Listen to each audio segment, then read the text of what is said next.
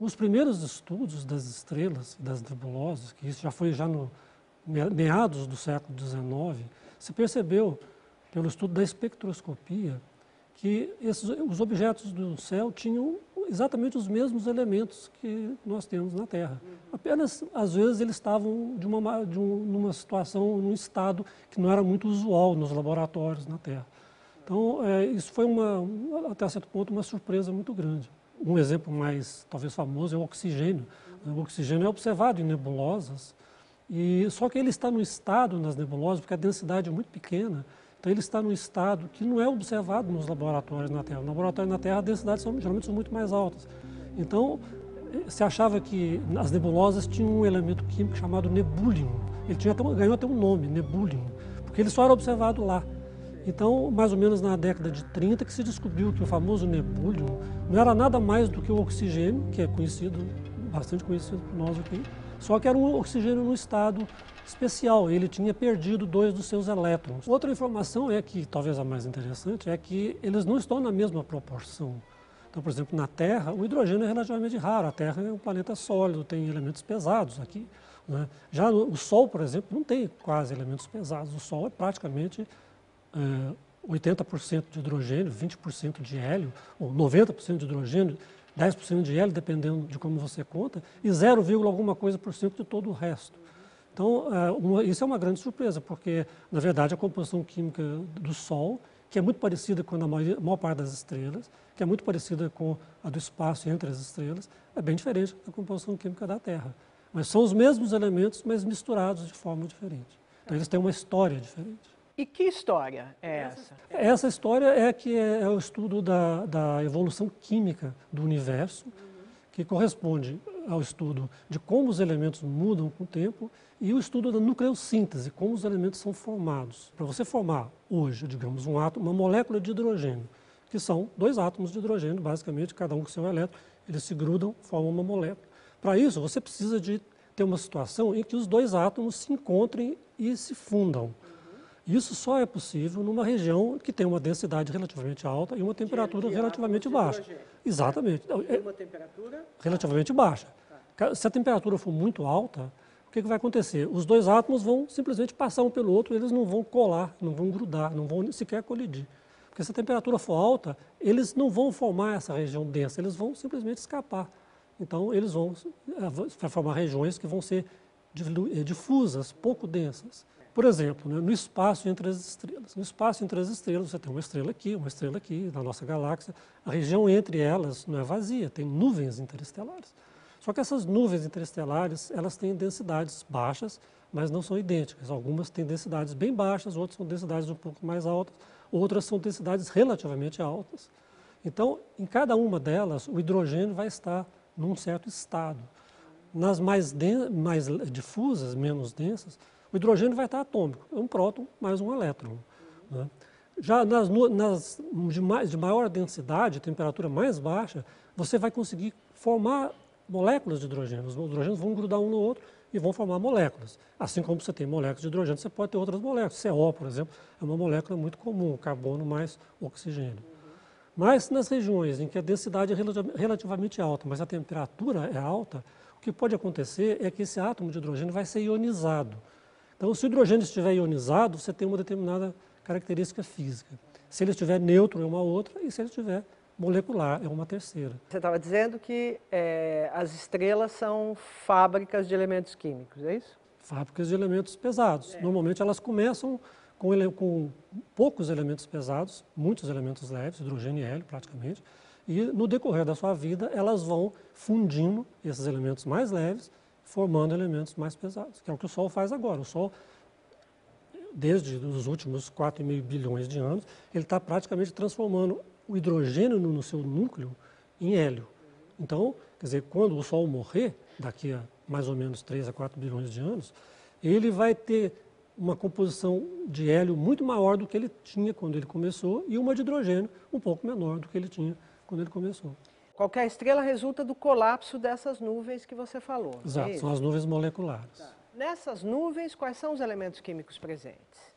É basicamente o que a gente chama de composição química cósmica, que é mais ou menos assim, você tem uma proporção muito grande de hidrogênio, uma proporção cerca de 10% em número de átomos de hélio, depois você tem carbono, nitrogênio, oxigênio, um para cada 10.000. Quer dizer, um átomo de carbono, nitrogênio e oxigênio para cada 10.000 átomos de hidrogênio. De onde vem esse carbono? Esse carbono, ele veio de gerações anteriores de estrelas. Assim como o Sol hoje transforma hidrogênio em hélio, né, estrelas mais massivas, maiores do que o Sol, algumas vezes a massa do Sol, elas conseguem ir além do hélio. Então elas formam os elementos carbono, nitrogênio e os elementos mais pesados. Até chegar nos elementos muito pesados, que são basicamente feitos só quando uma supernova explode, que é uma estrela de grande massa que explode, e nesse caso, nesse momento da explosão, ela produz o que a gente chama de nucleossíntese explosiva. Porque a nucleossíntese pode ser quiescente, que é o que eu disse agora há pouco. O Sol está atualmente transformando hidrogênio em hélio. Então isso é um processo de nucleossíntese quiescente.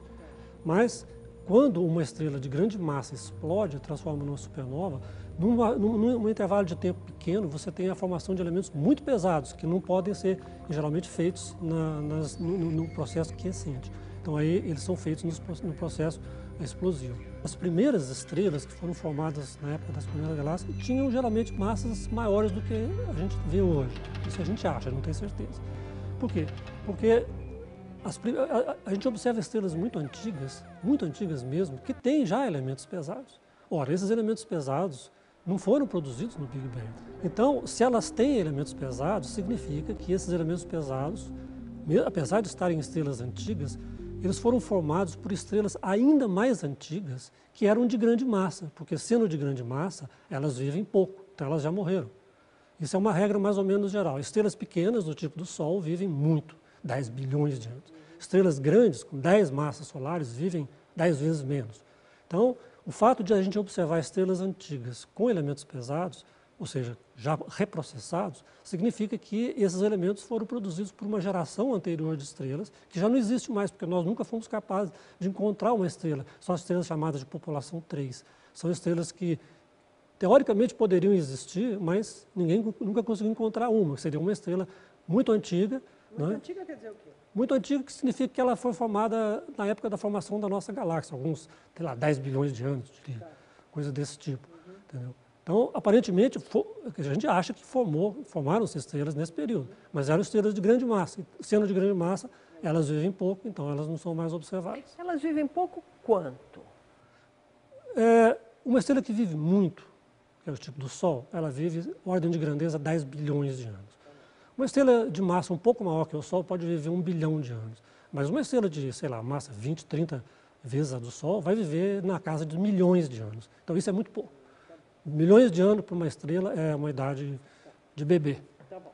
E uma estrela grande, dessas que vivem de 20 sóis, 20 vezes a massa do Sol, é isso? Certo. Você disse que ela vive, então, milhões de anos. Bilhões. Milhões, é grande. O que faz uma estrela grande? Quer dizer, que elementos ela consegue fazer? Ela consegue fazer os mesmos que as pequenas fazem, mas a estrela é muito grande, porque para você formar elementos químicos dentro de uma estrela, o que você precisa basicamente é da região central, no núcleo da estrela, não na região em volta, no núcleo, uma temperatura muito alta, de bilhões de kelvins, bilhões de graus, com uma densidade muito alta também. Juntando essas duas características, você consegue fundir átomos. Um átomo de hidrogênio gruda num átomo. 4 átomos de hidrogênio, na verdade são íons lá, porque era muito quente, 4 íons de hidrogênio se fundem e formam um átomo de hélio, um núcleo de hélio. Nesse processo, você gera energia, porque o hélio tem um pouquinho menos de energia do que a soma dos 4. É essa energia que sai e é por isso que as estrelas brilham. Uma estrela de grande massa, ela consegue ter uma temperatura muito alta bem no núcleo, e depois na camada em volta do núcleo, depois na segunda camada em volta do núcleo, ela é tão massiva que mesmo essas camadas mais externas conseguem, externas ainda ao núcleo, mas ainda lá dentro da estrela. A estrela é grandona, é tudo lá dentro. Tudo isso envolve uma pequena porcentagem do hidrogênio total da estrela. E nesse processo ela consegue fazer uma escadinha de elementos pesados, hélio, carbono, nitrogênio, vai até o ferro ela consegue fazer isso. Só que no ferro para. Esse processo que nós estamos falando se chama fusão nuclear, você funde núcleos. Tá? Ao contrário da bomba atômica, que é fissão, você quebra núcleos. Então esse processo de fusão, ele gera energia. Só que ele gera energia só até chegar no ferro. A partir do momento que você tem ferro, se você fundir mais, para fundir elementos mais pesados que o ferro, não sobra energia, você precisa de energia. Então ele não acontece nesse processo quiescente, porque a temperatura, você não tem temperatura suficiente para isso. Então a fusão para aí.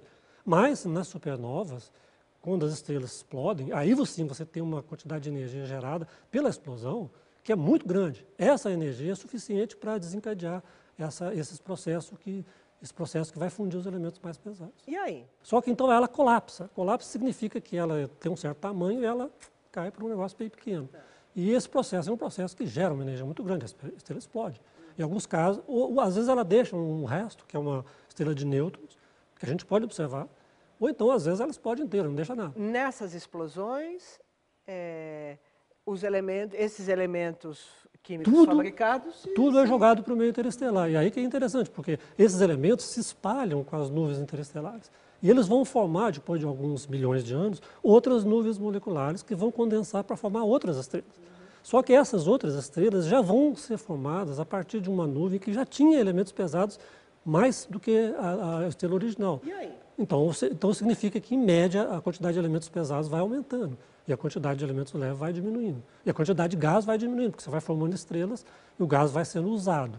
A menos que exista gás caindo na nossa galáxia vindo de outro lugar, que é uma outra coisa interessante. Quando a gente começou a estudar os primeiros modelos da nossa galáxia, que foi... os primeiros modelos realmente científicos são dos anos 60, né, dos anos 50, 60. Esses modelos é o que a gente chama de caixa fechada. A gente achava que a nossa galáxia era uma caixa, não tinha nada em volta. Então, tudo que acontecia era gás transformando em estrela, estrela transformando em gás. Esse modelo explica um monte de coisas, mas não explica tudo.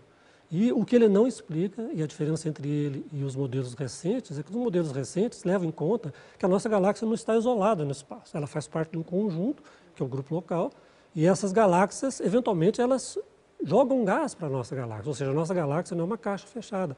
Ao mesmo tempo que o gás está sendo transformado em estrela, ou seja, o gás está diminuindo, tem gás caindo, então o gás está aumentando.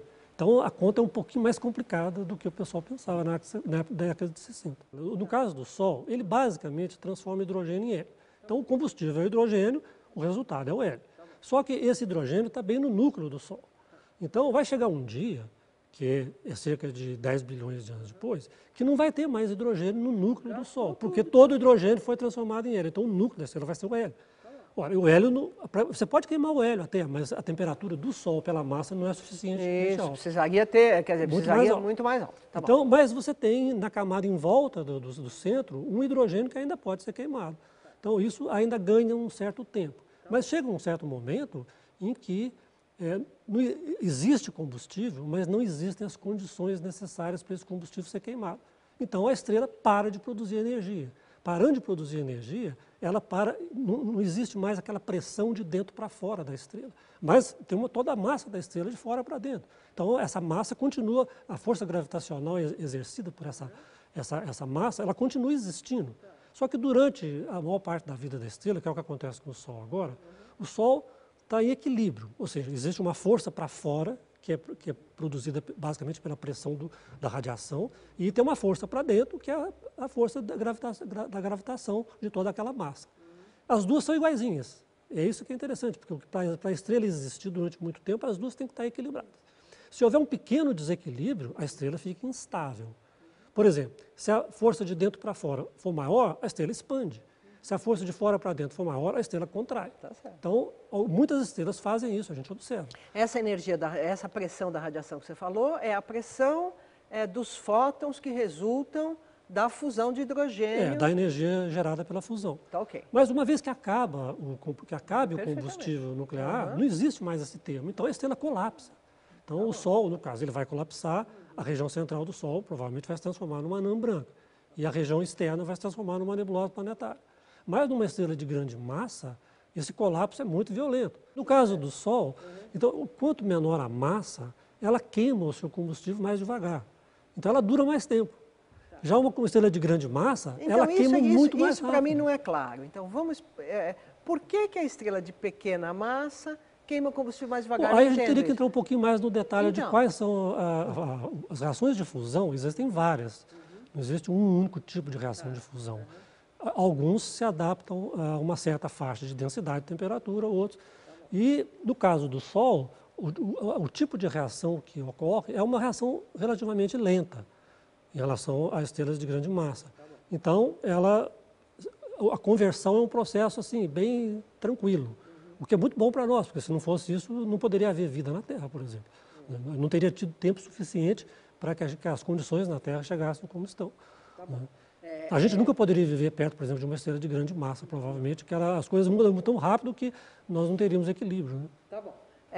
Agora, como é essa história que você me contou a respeito do Sol, como é para uma estrela grande? Numa estrela de grande massa, as temperaturas são muito mais altas. Tá bom. Então, mas a estrela, espera só um pouquinho, a estrela de grande massa nasceu igual, quer dizer, das mesmas nuvens de hidrogênio molecular, não é isso? Então aí eu tenho que falar um pouquinho sobre como se formam as estrelas. Tá bom.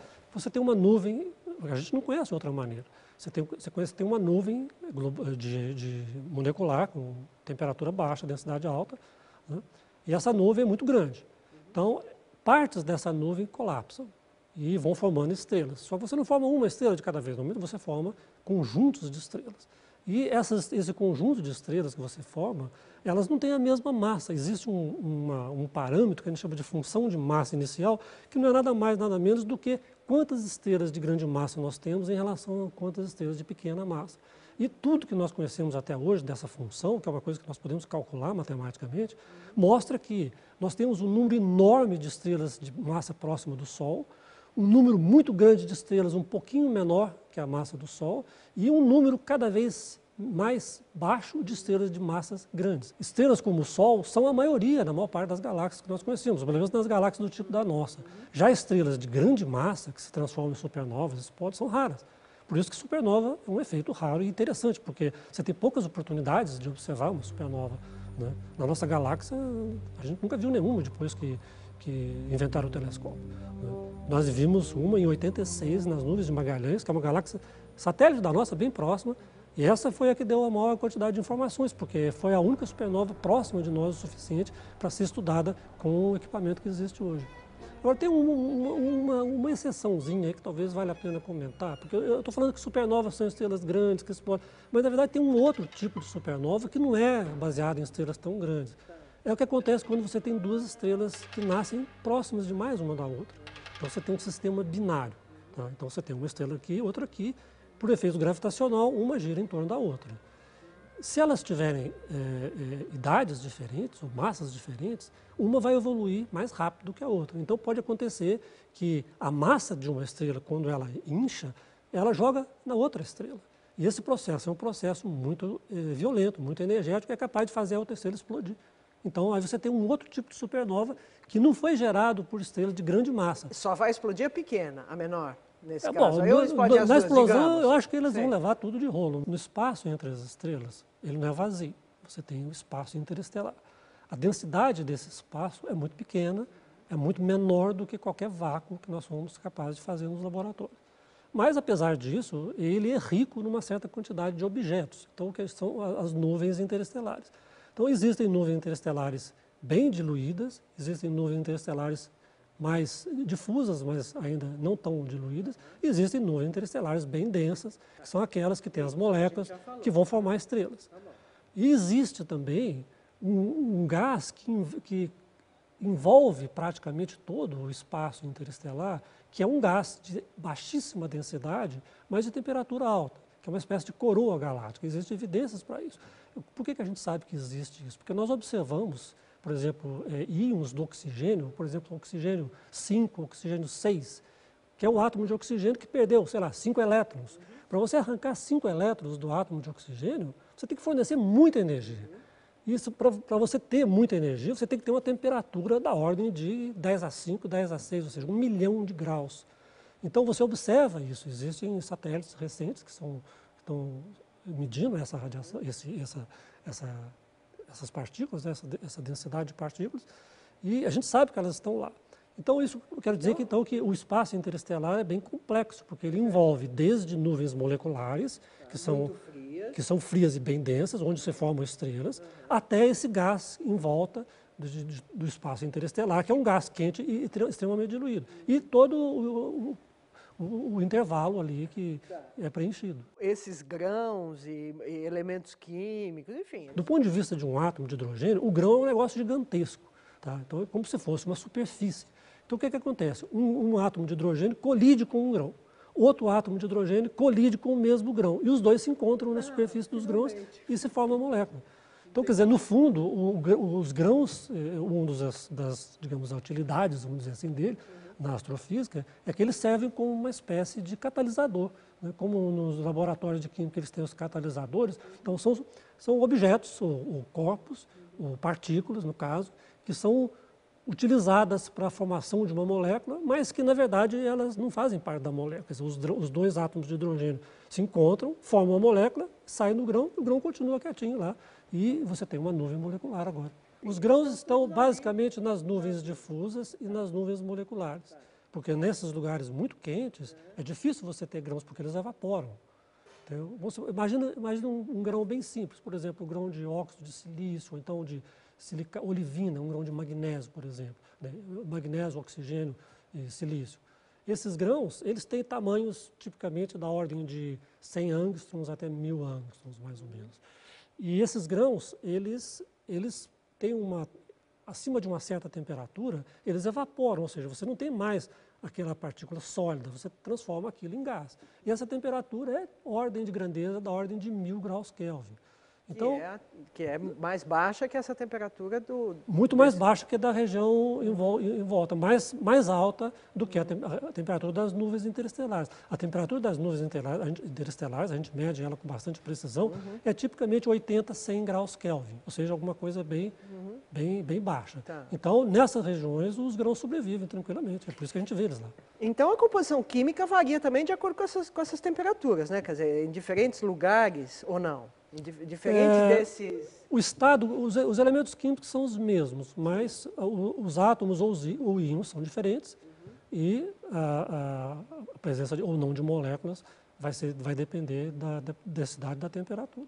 O oxigênio, por exemplo, né, ele pode estar molecular nas nuvens densas, ele vai estar basicamente neutro nas nuvens mais difusas, ele vai estar muito ionizado, uma vez, duas vezes ionizado nas regiões H2, nas nebulosas planetárias, que tem temperaturas da ordem de 10.000 Kelvin, e vai estar oxigênio 5, oxigênio 6 nessa região da coroa galáctica. A nossa galáxia, a Via Láctea, ela tem a forma de um disco achatado. Esse disco tem duas componentes, que a gente chama de disco fino e disco espesso. O disco fino está mais próximo do plano, o disco espesso um pouco mais longe. Então, são as duas componentes do disco, e nós, o Sol, a Terra, está dentro do disco fino. Agora, na região do centro da nossa galáxia tem o bojo, que é a terceira componente. E envolvendo tudo, eu tenho o halo. Então, a nossa galáxia tem basicamente 4 componentes, que são o disco fino, o disco espesso, o bojo e o halo. E a composição química desses 4 componentes é diferente. Por que é diferente? Porque eles se formaram de uma maneira diferente. Então, quando a gente estuda a composição química desses 4 componentes, a gente entende como que a nossa galáxia se formou. Então, qual? É um pouco complicado, mas eu posso dar pelo menos a ideia mais básica. É a seguinte, a gente acredita que quando a nossa galáxia se formou, né, ela se condensou... E ela se formou quando? Vamos primeiro começar cerca de 13 bilhões de anos atrás. Tem a ideia do universo. Um pouco menos. Um pouco menos. Tá bom. Se fosse um pouco mais, tem gente que acha, é um pouco complicado.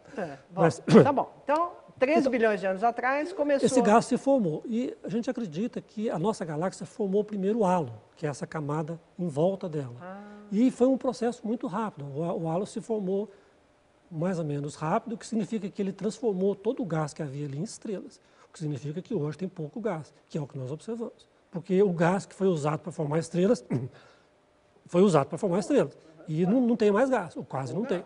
E, num segundo momento, se formou a parte achatada, que é o disco. Então, significa que o disco é mais jovem do que o halo, porque foi formado depois. E o disco foi formado depois, e no disco a taxa de formação de estrelas, ou seja, a taxa com que o gás original é convertido em estrelas, é muito mais lenta. E é por isso que no disco a gente tem hoje gás, e no disco a gente tem hoje estrelas se formando. Porque nós somos capazes de observar dentro do disco Uma estrela como o Sol, que tem 4,5 bilhões de anos, nós somos capazes de observar regiões H2, estrelas bem gigantes e brilhantes, que têm alguns milhões de anos. Se elas têm alguns milhões de anos, então elas estão se formando agora. Isso é milhões de anos para nós é muito pouco, né? Então essa é a principal, digamos, a característica mais básica da formação da nossa galáxia. Você formou primeiro o halo, mas acabou o gás. E depois, no segundo momento, você formou o disco, onde tem as estrelas e a taxa de formação estelar é mais lenta, então você forma estrelas hoje. Então aí você tira duas conclusões. Primeiro, o halo é velho, o disco é jovem. Então você já tem uma ideia. Agora, segundo, voltando à sua pergunta da composição química. Quando você compara a composição química do halo com a composição química do disco, você nota que elas são muito diferentes. O halo é muito pobre em elementos pesados e o disco é muito rico em elementos pesados. E o que significa isso? Significa que quando o halo se formou, o gás ainda não tinha elementos pesados. Então as estrelas do halo são pobres, porque elas foram formadas de um gás que não tinha elementos pesados, porque no início da vida da galáxia havia pouco. Já na nossa galáxia, no nosso disco, onde a formação estelar é mais recente, o enriquecimento de metais, de elementos pesados, é muito alto. Significa que esse disco foi formado a partir de um gás que já era enriquecido. Então isso mostra mais ou menos como que os elementos pesados variam com o tempo. Quer dizer, antigamente, halo, poucos elementos pesados. Hoje, disco, muitos elementos pesados. Então essa, digamos, é a principal, é a coisa mais óbvia que nós podemos tirar. E de onde veio o gás que formou o disco? O mesmo processo que você tem para formar estrelas, você está formando, à medida que você forma um conjunto de estrelas, você está formando a galáxia que contém aquelas estrelas. As duas coisas acontecem ao mesmo tempo. Então os modelos dos anos 60 achavam que as estrelas, as galáxias, a nossa galáxia se formou a partir de um gás que formava uma nuvem muito grande. Hoje se acha que isso é verdade, mas além disso existe o gás que está caindo, vindo, por exemplo, das nuvens de Magalhães, que são duas galáxias vizinhas nossas, satélites da nossa. Então o gás, na verdade, quer dizer que a nossa galáxia não é um sistema isolado. Ela faz parte de um conjunto, e a gente hoje pode até estudar os movimentos desse conjunto e ver que há 13 bilhões de anos atrás como que eles estavam, né? Então a gente pode também levar em conta que esse gás está caindo. Isso é um complicador, porque esse gás que está caindo não é o gás original, pode ser um gás que talvez já tenha sido processado. Então isso complica um pouco a nossa vida. Professor, o que você gosta nessa foto? Tem três coisas interessantes nessa foto. Primeiro que tem um telescópio aqui, então você vê que é uma foto tirada aqui mesmo, no nosso planeta, né? Não tem, qualquer pessoa pode ver esse céu desse jeito.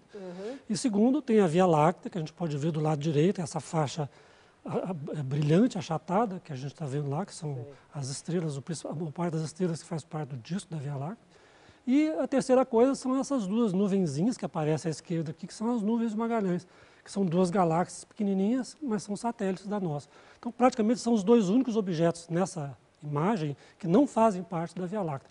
Tudo aquilo que está lá, e praticamente todas essas estrelas que nós estamos vendo no meio, fazem parte da Via Láctea, com exceção dessas duas aqui. Isso é a Via Láctea? Isso é a Via Láctea, é o melhor que nós podemos fazer, porque como nós estamos dentro dela, nós não podemos sair para ter uma imagem dela de fora. Então, isso aí é um mosaico com milhares de imagens que, juntando todas elas, a gente vê a Via Láctea. Então, a gente pode ver a principal característica da Via Láctea, que é o fato dela ser achatada, né? Então, o disco da galáxia é claramente visto aqui. E depois, o segundo ponto é o bojo, aquela região central brilhante. Então, o disco que você está falando é isso tudo aqui. Isso aí, vai de uma ponta na outra. Tá. E o bojo é essa região aqui, que é uma região arredondada e bem brilhante. Tá? E o terceiro aspecto que a gente pode notar é que dentro do disco existem várias faixas escuras, né? Que são as nuvens que contêm a poeira interestelar. Então, essas três coisas estão aí. E, na verdade, é aí que podem ser formadas estrelas, é isso? Não de todas essas nuvens, mas naquelas que são de maior densidade. Então, se nós pudéssemos sair da nossa galáxia, se essa aqui fosse olhada de cima, nós veríamos uma coisa mais ou menos assim. Ou seja, veríamos o disco, veríamos o bojo e veríamos uma coisa que nós não vimos até agora, que são os braços espirais. Então, nessa galáxia, é muito claro ver os braços espirais. Na nossa galáxia é difícil ver os braços espirais. A gente tem que deduzir onde eles estão. Se isso fosse a nossa galáxia, a posição do Sol seria mais ou menos uma coisa assim. Ó. O centro está aqui, o Sol estaria mais ou menos aqui. Então, isso é um desenho, né? Não é uma imagem, é um desenho do que nós achamos que deve ser a nossa galáxia, usando dados mais ou menos atuais. Esse desenho é bem recente. Então, a gente vê que a nossa galáxia seria vista ao longo do eixo, né? Então ela tem braços espirais bem delineados. Tá? No caso aqui o Sol está aqui, né? Essa imagem é invertida em relação à anterior. Então o Sol está aqui, o centro, o núcleo da galáxia está aqui. Nós achamos que a nossa galáxia tem uma barra, vocês notam que existe aqui uma estrutura longitudinal. Não é simplesmente um núcleo esférico, mas existe uma pequena estrutura longitudinal. Isso significa que as galáxias espirais, normalmente elas têm um núcleo e os braços saem do núcleo. As galáxias espirais barradas têm um núcleo, tem uma pequena barra e os braços saem da barra. É o nosso caso. Nós achamos que é o nosso caso. Tá. É difícil saber isso, porque nós estamos dentro dela. Fora, exatamente, mas isso aqui seria uma boa ideia de o que seria a nossa galáxia. Professor, o que isto representa, o que essa imagem representa e como elas são obtidas? Esses são espectros de estrelas. Tá bom. As estrelas são bolas de gás que emitem energia, radiação em todas as frequências. Então, vamos olhar a primeira imagem. Então, eu tenho... A primeira imagem se refere a uma estrela. Cada uma dessas imagens é de uma estrela diferente. Tá bom. Então, na primeira imagem, eu tenho a estrela que emite desde o vermelho até o azul. Tá. Então, os comprimentos de onda são grandes aqui e pequenos lá. O fato dessas imagens ser brilhantes significa que nós estamos vendo essa radiação emitida pela estrela em todas essas frequências. Tá bom. Superposta a essa radiação, existem algumas faixas escuras em regiões bem determinadas. Essas faixas são linhas espectrais de absorção. O que significa isso? A estrela está emitindo radiação, mas na frente da estrela tem um gás mais frio, que é a atmosfera da estrela, que está absorvendo a radiação em alguns comprimentos de onda e não em outros. Então, o fato da radiação ser absorvida em alguns comprimentos de onda e não em outros, permite a gente entender quais são os elementos químicos que estão ali. Então, no caso, por exemplo, essas três linhas aqui são linhas do hélio. Essas três de baixo. Essas três aqui são linhas do hélio. Tá. Nessa imagem, essas linhas são do carbono, essas são do hélio. Aqui eu tenho linhas do ferro, aqui eu tenho linhas do cálcio. Hoje a gente já conseguiu ir tanto para o lado de comprimentos de onda grande, que são ondas milimétricas, ondas de rádio, quanto comprimentos de onda pequeno, que é ultravioleta, raios X, raios gama. Então, isso aumentou muito a quantidade de processos físicos e objetos que a gente é capaz de observar. Então, aqui que nós estamos vendo é a emissão do hidrogênio em rádio. E a gente está vendo que esse mapa, que a emissão, que é a parte mais brilhante, né, assim, azul, branca e amarela, essa parte, ela está essencialmente concentrada no plano da nossa galáxia, no disco. Ou seja, nós sabemos que o hidrogênio que emite essa radiação e que faz parte do gás interestelar, ele está exatamente localizado no plano da nossa galáxia e não, por exemplo, nas regiões do halo, que são as regiões externas. E por que as regiões externas são vermelhas? Então, vermelho significa que tem menos energia, nesse código de cores, vermelho significa que a densidade é mais baixa, ou seja, tem algum gás, mas tem pouco. Essa é uma imagem da mesma região, só que agora feita no infravermelho, numa região numa faixa do espectro que nós não somos capazes de enxergar. Então, o que nós estamos vendo aqui é que a radiação infravermelha está também essencialmente concentrada na mesma região onde está o hidrogênio. Só que essa radiação infravermelha é produzida pelos grãos, os grãos de poeira. Eles têm temperaturas muito baixas, temperaturas tipicamente da ordem de 10, 20, 30 kelvins cada um, né, muito mais baixo que das nuvens, então eles emitem radiação mais no infravermelho. Ou seja, essas duas imagens mostram que na composição do disco tem grãos e tem hidrogênio. Exatamente.